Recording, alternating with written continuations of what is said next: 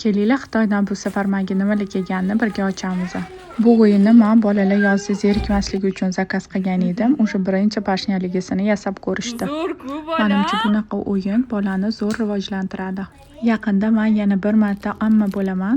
Lalchikamiz tug'ilganida mehmonlarga shunaqa sochiqni tarqatish uchun shuni zakaz qilgan edim. Uni ichiga chupa-chup solib qo'ysa bo'lar ekan. Bu yog'i jiyanim uchun kiyimlar. Bilasizlar, детский narsalarni juda ham yaxshi ko'raman. Mazza qilib zakaz qildim. Men pilot kiyimiga-ku вообще o'lib qoldim.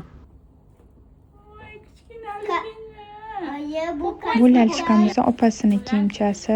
Ukasi Radomdan chiqishiga shunaqa asal lup qilganman, uni ham ko'rasizlar. Bu shimni o'zimga yetgan edim, razmeriga qaramaganmanmi deyman, rosa kalta kelibdi. Mayli, yaxshi ham qizim bor, unga kakras mos bo'ldi, berib yubordim. Buni klientim bolalarini tug'ilgan kunlariga zakaz qiluvdilar. Bu rompercha ham jiyanimga yangi lalchika. Mamnasiga lekin endi chidolmadim bor-ku, kichkinaligini qaranglar. Kichkina bo'ladim. Tug'ilishi bilan kiyadi uni. Asalligini.